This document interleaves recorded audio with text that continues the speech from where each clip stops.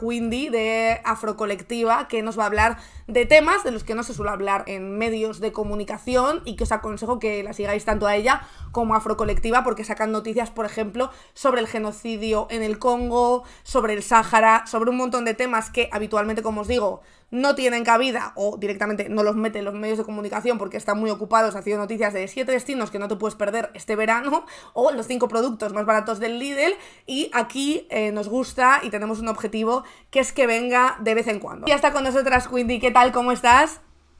Buenas, Kaixo, muy bien. ¿Y tú? Oye, pues encantada de tenerte aquí, sobre todo para hablar de un tema que estábamos comentando antes, no ha tenido cabida o porque no lo quieren meter en muchos medios de comunicación y que comentamos un poco brevemente, creo, la última vez que estuviste aquí, pero que no hemos abordado en profundidad, que es el genocidio en el Congo, del que se está hablando poquísimo en los medios.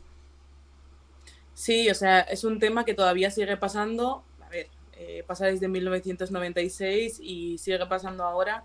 Y es muy grave que, bueno, hayan más de 10 personas que hayan sido asesinadas, más de 7 millones de personas que hayan sido desplazadas, 1 millón de mujeres estimadamente, que seguramente serán más, porque hace tiempo que no se actualizan estos números, 48 a cada hora, que son violadas y que ni siquiera, pues, en un minuto sean capaces los medios de comunicación hegemónicos de mostrar esta realidad, que además es la que permite, la que hace posible que en Occidente, aquí y en todas partes del mundo, tengamos pues ciertos lujos y comodidades como son las tecnologías, ¿no? Entonces, hablando de un país del que directamente depende todo el mundo, un país que es el mayor en el ranking, ¿no?, de países con materias primas o materias naturales del mundo, un país del que también depende el mundo en materia medioambiental porque tiene el segundo bosque más grande del mundo, que es el Congo Basin. Pues lo que nos tiene que llamar la atención es por qué en los medios de comunicación pues Claro. no ponen nada de eso. Pues obviamente por una parte está el dinero, o sea, que lógicamente este genocidio Ruanda, perpetrado por Ruanda, por la M23, que es una milicia que está directamente relacionada con Ruanda, pero que está financiada y respaldada por la Unión Europea, por Estados Unidos y por otras potencias occidentales como Israel, por ejemplo, pues lógicamente a los medios de comunicación hegemónicos no les interesa perder el dinero que también pues está inyectado ahí, ¿no? Y luego, por otra parte, el racismo mediático. Esto es algo que tenemos que tener en cuenta. La razón por la que la gente no le interesa hablar, ya ni siquiera estoy hablando de medios de comunicación, gente ciudadana, Sí. de a pie, ¿sabes? Que no le interesa hablar de un genocidio que lleva más de 10 millones de personas, 10 millones, es que 1, 2, 3, o sea, ponte a contar, 10 millones de personas asesinadas, 7 millones desplazadas, es precisamente porque esas personas son de piel oscura, porque Sí. cuando morían o se desplazaban miles, simplemente miles de personas aquí en el este, en el este de Europa, pues todo el mundo se llevaba las manos a la cabeza, ¿no? Pero sin embargo, cuando estamos hablando de vidas de personas con piel oscura del sur global, entonces ya hay una indiferencia, ¿no? Y esto tenemos que reconocer también que viene también por un racismo y por una deshumanización de las personas racializadas que es súper, súper, súper grande y que está presente en nuestras vidas. ¿Quiénes son los responsables directos de lo que está ocurriendo?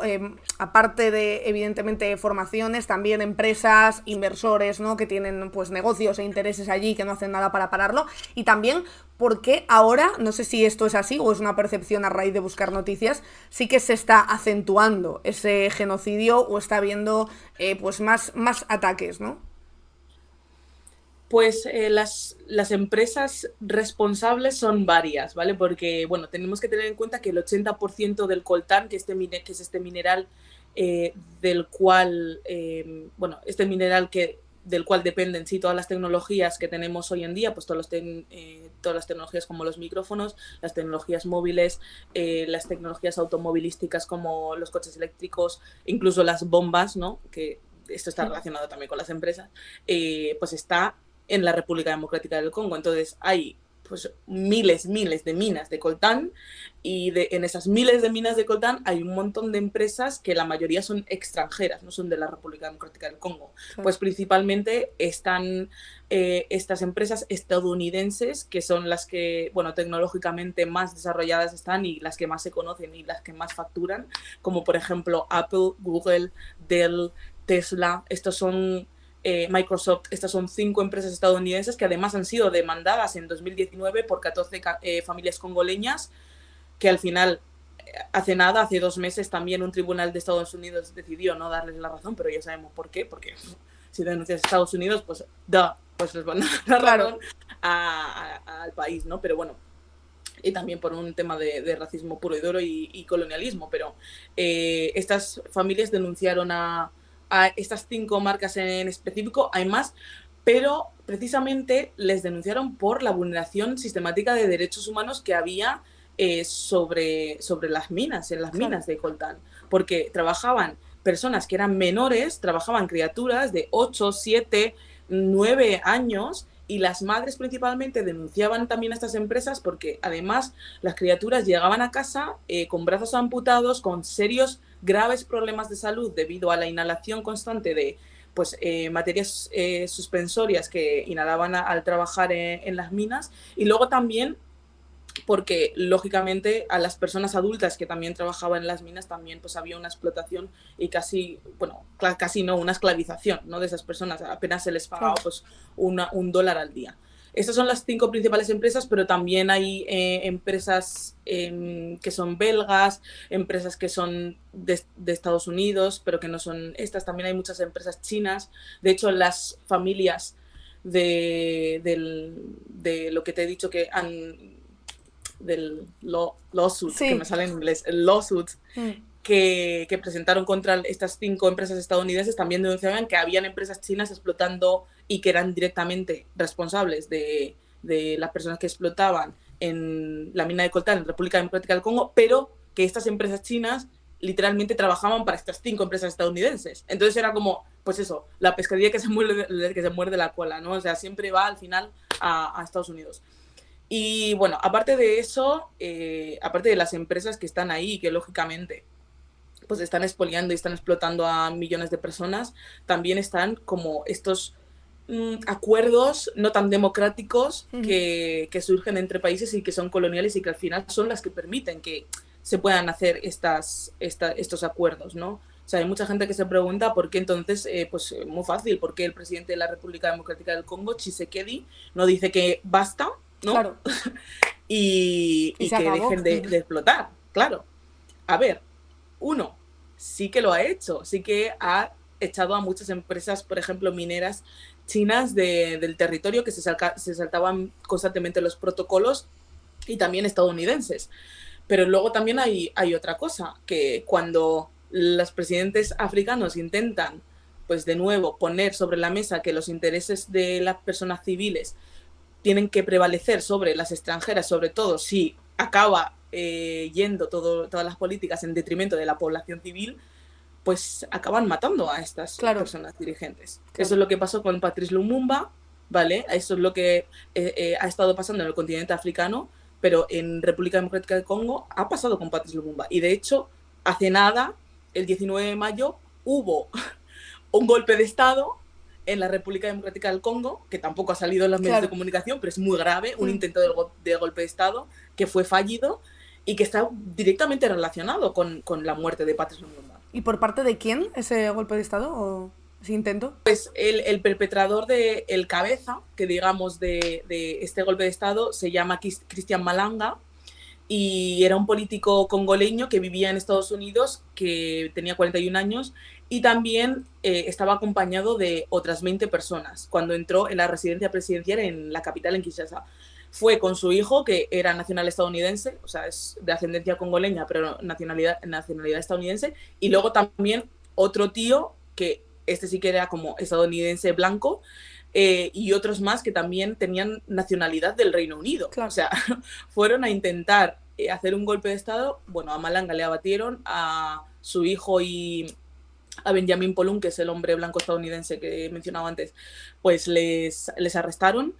pero vamos, entraba en la casa residencial diciendo que ya no se llamaba República Democrática del Congo el país, que ahora, de ahora en adelante, esto era Zaire, que Zaire es un nombre colonial, es un nombre colonial que se le dio a la República Democrática del Congo entre el 1970 y 1990 para justo después de la matanza de Patrice Lumumba, el hombre del que os he hablado anteriormente, y que se caracterizó por ser un periodo dictatorial de un hombre que se llamaba Mobutu Sese Seko en aquellos entonces, un periodo dictatorial y colonial que, de nuevo, explotaba los recursos y malgastaba los recursos económicos del país. Entonces, es muy grave que también hace nada, o sea, el 19 de mayo, hace menos de una semana un poco más, haya pasado también un intento de golpe de Estado que está relacionado directamente con la matanza, el asesinato de un primer ministro que realmente intentó hacer las cosas bien en la República Democrática del Congo, y que no, o sea, haya un sonido de grillos absoluto en los medios de comunicación. Absoluto, sí. Es terrible. Te preguntan por aquí, Gorazarre, te dice, ahora que vienen elecciones, ¿qué deberíamos exigir a la Unión Europea en relación a este genocidio en el Congo, más allá de declaraciones huecas que ya hemos visto con otros temas que no han servido de mucho? Pues para mí creo que la propuesta más importante que tenemos que tener en cuenta a la hora de votar en las europeas es qué partidos políticos o qué formaciones están dispuestas a renunciar a sus privilegios para mejorar el mundo. Y con esto me refiero a muchas empresas, por ejemplo, que son de la Unión Europea, tienen que dejar de explotar, tienen que dejar de expoliar en territorios que están ocupados. Y con esto no solo estoy hablando de Sáhara Occidental, que sí, que también es Sáhara Occidental, también Palestina, en territorios que están siendo expoliados y que todavía son colonizados de una manera o de otra, como por ejemplo la República Democrática del Congo. Hay muchas empresas tecnológicas que están allí, que son europeas, y por eso estamos también hablando de que hay intereses europeos detrás de este genocidio. Y lógicamente, pues todos los contratos que tienen que ver con la Unión Europea, que los contratos militares, también estoy hablando de contratos militares, de cuerpos militares que van, por ejemplo, del Estado español, que van al norte de África o al centro de África, que ha salido también un informe de esto, a controlar las fronteras, ¿vale? Porque esta es otra cuestión, que causamos, desde Europa, causamos muchas de las crisis, de las guerras que ocurren en el sur global, pero luego nos quejamos o se quejan de que la gente migre a Europa. O sea, pues quien siembra colonización cosecha migración, pero sin embargo también hay todo un despliegue militar de externalización de fronteras que también es de la Unión Europea y que, por ejemplo, España es una de las principales fuerzas militares que está ahí, pues controlando todas las personas migrantes que intentan ir a Europa. Para vulnerar sus derechos como personas que, bueno, uno de ellos es poder migrar y abandonarlas en el desierto o dejarles sin comida o externalizar las fronteras pues a países terceros como Marruecos, por ejemplo, Túnez, Libia, etcétera. Entonces, como estas propuestas también de externalización de fronteras, el tema del pacto de migración y asilo, o sea, eso es un tema que vulnera directamente los derechos humanos de todo el mundo, porque es que ni siquiera te da derecho a pedir asilo, que es literalmente la protección internacional que por defecto tendría que estar cubierta. Y lógicamente, pues esos pactos económicos que siguen estando ahí, que muchas veces son opacos, pero que muchas veces se materializan en la presencia de businesses, la presencia de empresas en países que tienen conflictos, guerras y están ocupados. De hecho, es que ahora justo que has mencionado Frontex, que estaban comentando por ahí, hace unos pocos días salió una noticia que estaba buscando para leer el titular, que es un solicitante de asilo contra Frontex. Por primera vez una víctima del sistema migratorio europeo denuncia a la agencia. En 2023 trascendió que Frontex enviaba información a Libia, cuyas autoridades violan los derechos humanos, para que se detuviera a barcos de migrantes que trataban de llegar a Europa. Y ahora uno de esos migrantes les ha denunciado. Este tipo de cosas las hace Frontex continuamente y peores.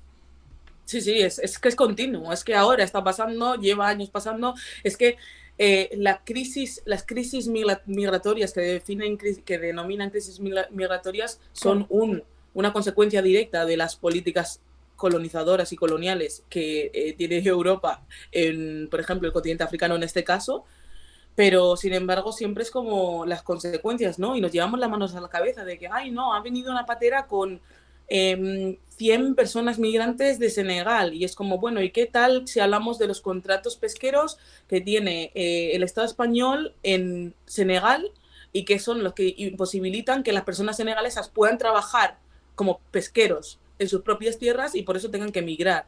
Y para mí que una persona haya decidido, una persona víctima, ¿no? También de esos pactos Sí. y contratos coloniales, se haya atrevido a denunciar a una empresa como Frontex, yo no sé si...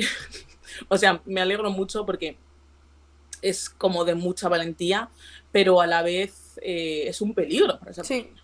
sí, sí, Es es un un peligro. peligro, si, sobre todo si no está respaldado por la ciudadanía, sobre todo si se mantiene en secreto, porque estas noticias salen, pero tampoco tienen mucho eco, y bueno, por eso también estamos pues medios como, como estos, también Afrocolectiva, para sacarlo afuera, pero muchas veces que se queda ahí Sí, pues enterrado y si no hay apoyo y si no hay tampoco, porque por eso se mueven, yo creo que también porque si no hay como esta amenaza mediática, pues no hace nada al claro, respecto, pues claro. eso para mí es como un miedo, Sí, es pero verdad que me les alegro dejan mucho. un poco desprotegidos. Y ya que hablamos también de Frontex y de Marruecos, que es uno de los principales socios de España, y ahí sí que te da igual con el Partido Socialista que con el Partido Popular, siempre Sí, han tenido muy buena relación. Y otra de las noticias que nos traes hoy y que ha tenido muy poco eco en medios es precisamente sobre Marruecos y el Sáhara. sí, mira, precisamente justo cuando, bueno, como 4 días después de que pasara el intento del golpe de Sí. Estado, el golpe de Estado fallido en la República Democrática del Congo, el 23 de mayo un dron marroquí bombardeó un convoy de personas civiles saharauis. Para que veas. Y es... Y nadie, yo no lo había Nada. escuchado. Mira que aquí estamos todos los días leyendo noticias, metiéndonos en diferentes medios de comunicación y aquí, de hecho, en el chat creo que están comentando que tampoco. Es que es brutal, es brutal. Marruecos bombardea a civiles saharauis y en el Estado español, que es directamente responsable precisamente por pues, la historia colonial que tiene con el Sáhara Occidental y luego también porque se ha negado a descolonizar todavía, ¿no?, ese territorio y porque tiene acuerdos con Marruecos, que es la fuerza militar ocupante, no se escucha nada, es muy fuerte. Eh, Esta noticia, por ejemplo, salió en ECS Saharaui. Yo recuerdo haber hablado también de este medio de comunicación, pero recomiendo mucho también que le sigáis. Siguen como muy, muy, muy, muy, muy concretamente la situación del Sáhara Occidental ocupado, que lógicamente son las tierras que ahora mismo están ocupadas por Marruecos, y sacan muchísimas noticias. Sacan noticias también de cómo hay las fuerzas militares marroquíes van a casas de personas saharauis y las sacan de sus casas. Las sacan de sus casas diciendo que esto no es el Sáhara Occidental y que se vayan a Sí, Argelia, sí. a los campamentos de Tinduf, que es donde están siendo refugiadas. Mayormente las personas saharauis, además de personas que están en el exilio o que están en Mauritania, y les niegan el derecho a vivir en sus propias tierras. Estamos hablando de gente que en la mayor parte de los casos han resistido también para estar en los territorios ocupados, o que en muchas ocasiones también personas saharauis que no han llegado a ver tampoco, o a vivir, o a tocar ni siquiera sus tierras, el Sáhara Occidental, ¿no? O sea, me parece Entonces yo tan creo que es grave muy grave. que España no le pida responsabilidades a Marruecos por este tipo de actos terroristas como puede ser bombardear un convoy lleno Y de sí la ONU, saharauis. exactamente, y sí la ONU, por ejemplo, días después del bombardeo del convoy, inició una investigación inmediatamente para ver qué había pasado. Todavía no sabemos qué es de la investigación porque pues Ya, no lo sabemos. Pero sí, o sea, obviamente el silencio del Estado español es lógicamente también una respuesta. claro. Sí, Porque el sí, silencio también es una respuesta, porque saben lo que está pasando en el Sáhara Occidental. España sabe perfectamente lo que está pasando en el Sáhara Occidental. Lo que pasa es que el gobierno, que es responsable también de dar una respuesta a la situación, el genocidio que está pasando también en Sáhara Occidental y que lleva muchos años que lleva ocupado por Marruecos bastantes años y que llevan también vulnerando sistemáticamente los derechos de las personas saharauis ahí, pues no les da la gana porque saben que también se pueden beneficiar de esa situación que está pasando en el Sáhara Occidental. O sea, España tiene también acuerdos con Marruecos para expoliar, de nuevo, porque todo va a lo económico, para expoliar también los recursos los recursos naturales del Sáhara Occidental. El fósforo que sale de ahí, que utilizamos en muchos de nuestros materiales que son sanitarios, salen del Sáhara Occidental. Los acuerdos pesqueros que también salen de Senegal, pero también salen de las aguas del Sáhara Occidental, que se andan rifando Marruecos y España cada vez de arriba abajo, también salen del Sáhara Occidental. Las arenas que se usan en muchas de las playas de otros territorios colonizados, como por ejemplo Canarias, también salen del Sáhara Occidental. Sacan arena del Sáhara Occidental para llevarla a Canarias. Entonces al Estado español también le beneficia ese silencio, que en realidad no es un silencio, yo creo que es un silencio a gritos, que nos están gritando en la oreja, que no quieren hacerse responsables del Sáhara Occidental, no quieren dar el derecho a la autodeterminación que ha sido también declarado por organismos internacionales como el organismo, como la ONU, a las personas del Sáhara Occidental que están en territorios externos a los suyos, como por ejemplo en Argelia, en Tinduf.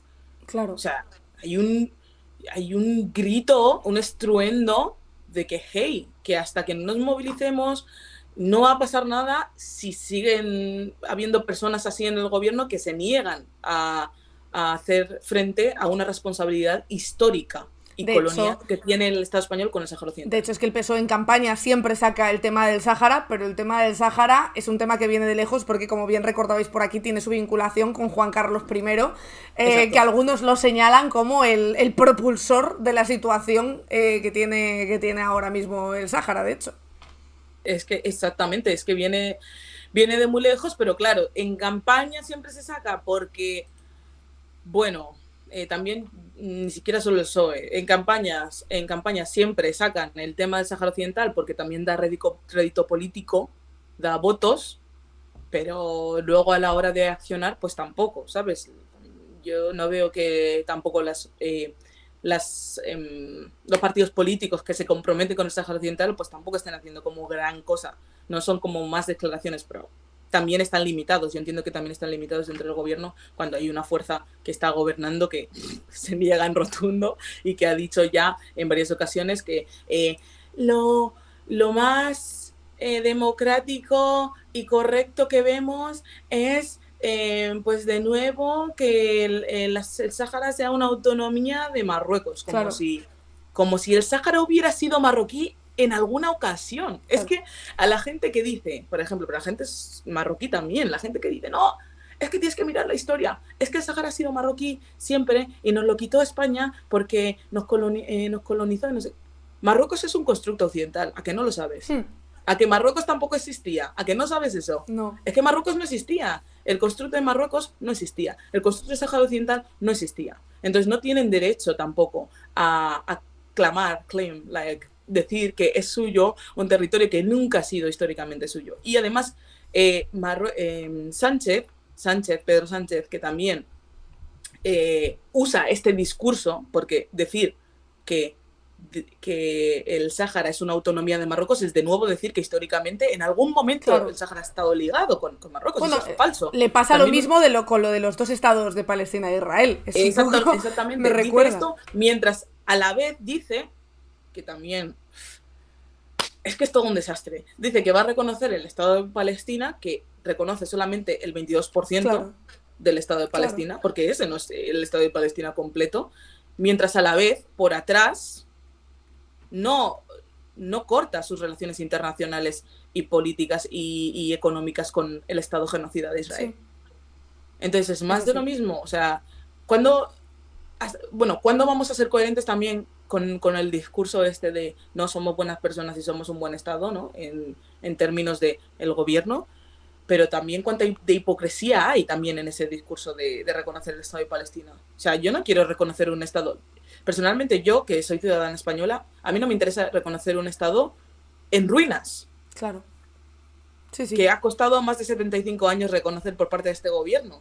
Es que No, fin. es increíble y por aquí están comentando de la de cosas que nos enteramos cuando vienes tú, Quindy, la verdad. O sea, tendrías que venir más a menudo porque con lo de Marruecos creo que la gente de hecho se ha quedado bastante pillada. Muchísimas gracias por venir y ya sabes que eres bienvenida cuando quieras. Por cierto, ¿nos puedes recordar el nombre del medio que da voz a lo que ocurre en el Sáhara? ECS, ¿Sí? las siglas, Eso es. Saharaui. ECS Saharaui. SAHARUI. Vale, perfecto. Oye, Muchas pues, gracias de verdad, Marina. muchísimas gracias Yo a ti. súper encantada. Gracias, gente, por ver. Seguid aquí, por favor. Necesitamos gente que siga comprometida también con estos temas, que se anime también a seguir informándose, porque es que si no, el mundo se nos va a la mierda, gente. Pues de sí, verdad. seguiremos ECS Saharaui y también Afrocolectiva, por supuesto, que siempre sacan estos temas. Muchísimas gracias por venir y nos vemos pronto. Agur, agur. Agur, chao, chao. Hasta luego. Ahí teníais a Queenie, como os digo, de Afrocolectiva, que si os queréis enterar de estas noticias, ellas les dan muchísima voz y muchas veces sacan cosas que la mayor parte de los medios de comunicación no conocen.